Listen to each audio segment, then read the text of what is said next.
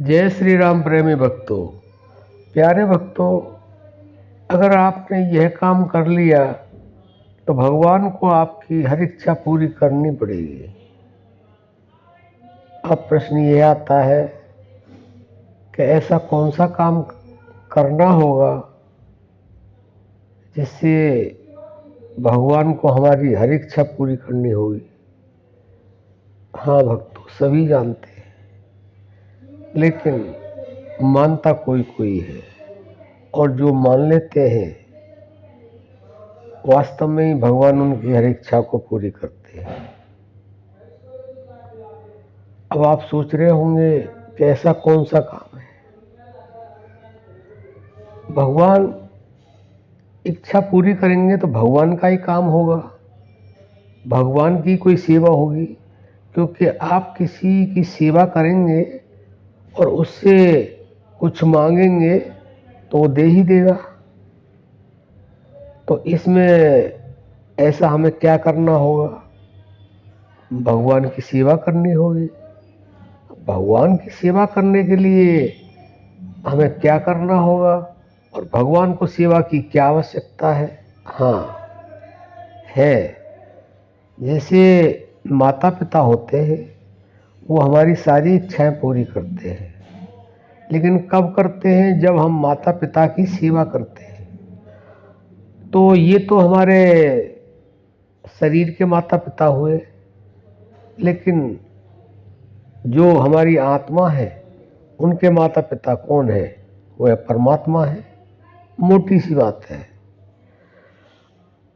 तो जो हमारे आत्मा के परमात्मा है वो भी हमारे अंदर है,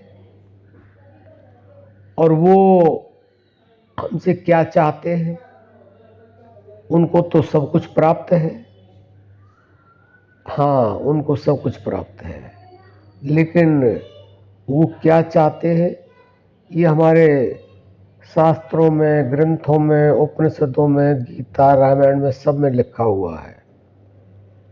भगवान चाहते हैं कि भगवान तब प्रसन्न होंगे जब आप भगवान का भजन करोगे। भगवान की यही सेवा है कि भगवान का भजन करो, और इसके साथ एक शर्त और भी है, वह भी निरंतर करो। क्योंकि जब तक हम भगवान का भजन नहीं करेंगे और निरंतर नहीं करेंगे, इच्छा पूरी तो जो भगवान का भजन नहीं करते उनकी भी होती है, लेकिन उनकी कब तक होती है? जब तक उनका प्रारब्ध का जो भजन है जब तक रहता है तब तक होती है। उसके बाद उनके पास कुछ नहीं रहता है तो उनकी इच्छाएं पूर्ण होनी बंद हो जाती है।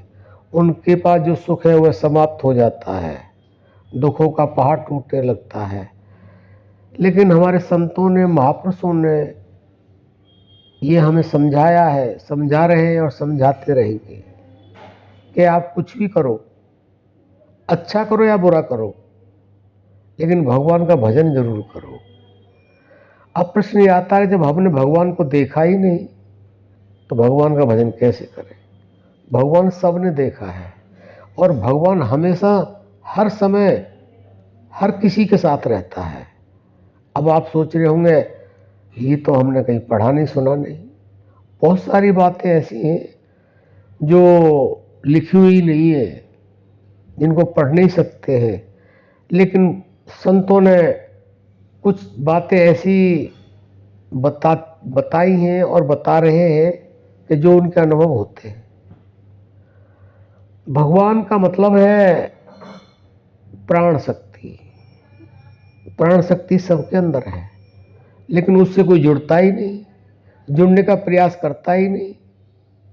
जबकि अगर हमारे शरीर से प्राण निकल जाए तो जय श्री राम हो जाता है, लेकिन लोग उस पर फोकस करते ही नहीं, वहाँ परमात्मा से जुड़ते ही नहीं। जबकि परमात्मा का जो असली भजन है वो तो परमात्मा से जुड़ने के बाद ही होगा। बाकी जगह हमारी श्रद्धाएं होती हैं, उनसे हम जुड़े रहते हैं, लेकिन उनसे हमें वो नहीं मिलता है जो मिलना चाहिए।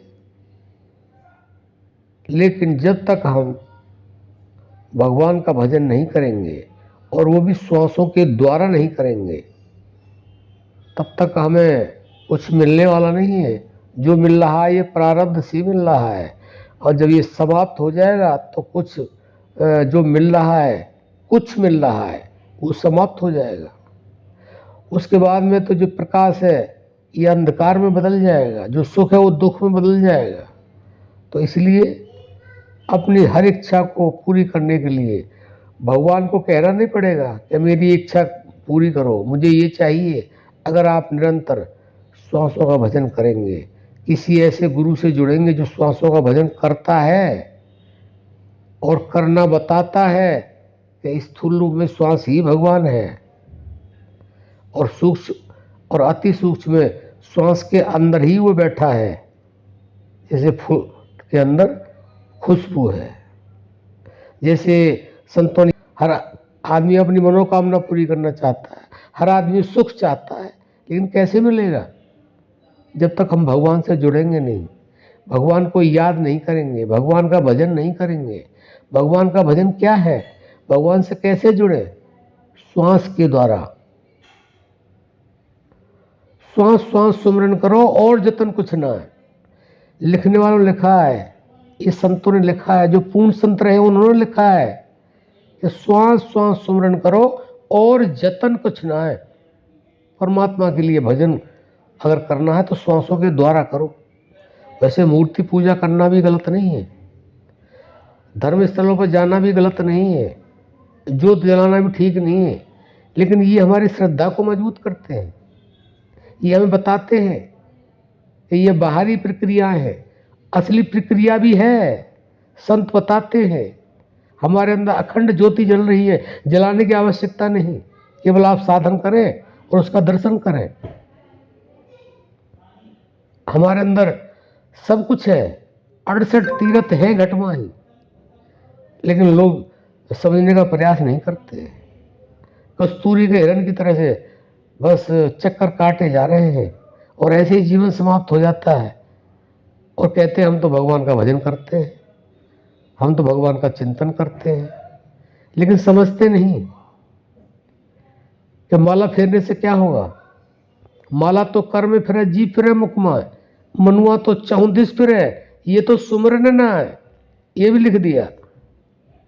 ठीक है, शुरुआत के लिए माला ठीक है, लेकिन जीवन भर उसी में लगे हैं। अंत समय माला कैसे फेरी जाएगी? अंत समय में पूजा कैसे की जाएगी? अंत समय में ज्योति कैसे जलाई जाएगी? स्वयं सोच सकते हैं, बुद्धि लगाइए। बुद्धि से जब सारे काम करते हैं तो भगवान के क्षेत्र में, आध्यात्म क्षेत्र में भी बुद्धि लगाइए कि जब शरीर का अंत समय आएगा तो हम भगवान को कैसे याद करेंगे? भगवान कहाँ है? स्थूल रूप में श्वास ही भगवान है,